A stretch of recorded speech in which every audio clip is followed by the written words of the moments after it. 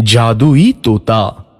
एक छोटे से गांव में एक गरीब परिवार रहता था। उस परिवार में रामू और उसकी बीवी सीता उसके बेटे चिंटू के साथ रहते थे। उसी गांव में एक तोता भी रहता था। उसका नाम था रघु। वो किस्मत का धनी था। जहां भी जाता वहां किसी भी चीज की कमी नहीं पड़ती थी। एक दिन रघु उड़ते उड़ते उस गरीब परिवार के घर गया।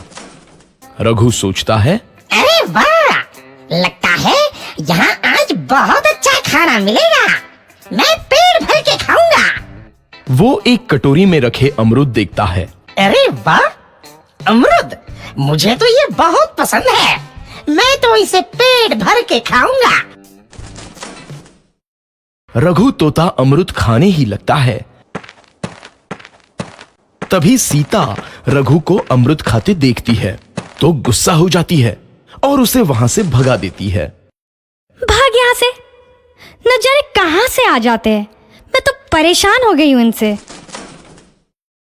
सीता के भगाने के बाद रघु चुपचाप से एक कोने में रहता है। धीरे धीरे उस परिवार की बरकत होने लगती है। एक दिन रामू और सीता खाना खाते वक्त बातें करते हैं। आजकल हमारी बहुत तरक्की हो रही है, काम भी अच्छा चल रहा है। रामू कहता है। इस पर सीता कहती है, सच कहा, भगवान हमेशा ऐसे ही हम पर मेहरबान रहे। बेटा चिंटू भी कहता है, पिताजी मुझे खिलौना लेके दो ना, मेरे सभी दोस्तों के पास है।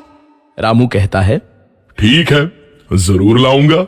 सीता कहती है, कितने खुश है सब, मेरे परिवार को किसी की नजर ना लगे। एक तरफ ऐसी बातें होती हैं तो दूसरी तरफ रसोई में रघु तोता भी अमरूद खाते रहता है। मजा आया, अमरूद खाया, मजा आया, अमरूद खाया, मजा आया। तभी सीता रसोई में आती है और रघु तोते को अमरूद खाते देख बहुत गुस्सा होती है। सीता रघु को बाहर निकालने के लिए पिंजरे में अमरूद रखती है। रघु जब अमरूद खाने लगता है तो पिंजरे का दरवाजा बंद हो जाता है और वो उसमें फंस जाता है।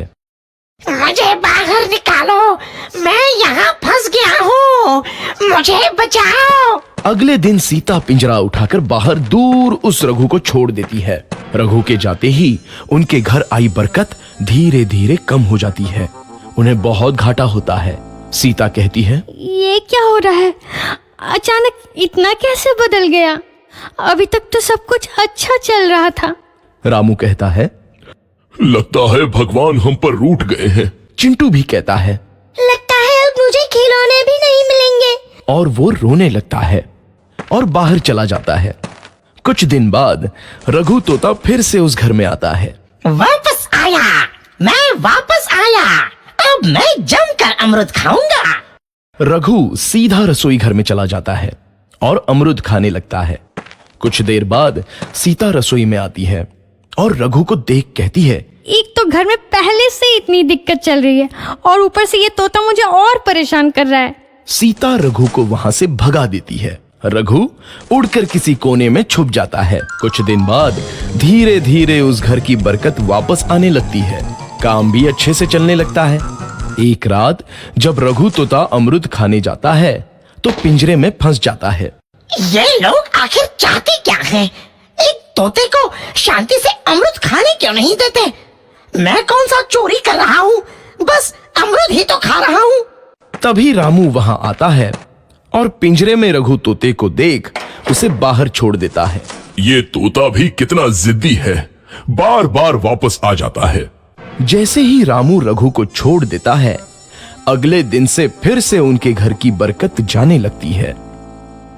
काम में घाटा होता है।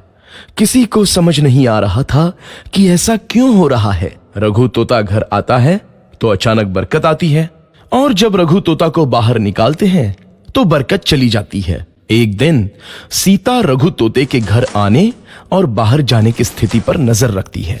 ये तोता जब भी घर आता है तो घर में बरकत आती है और जैसे ही ये घर से बाहर जाता है तो उसी के साथ बरकत भी चली जाती है। कहीं ये जादुई तोता तो नहीं है?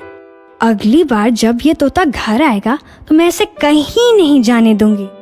सीता रघु का बहुत इंतजार करती है लेकिन रघु तोता दोबारा उस घर में कभी नहीं आता।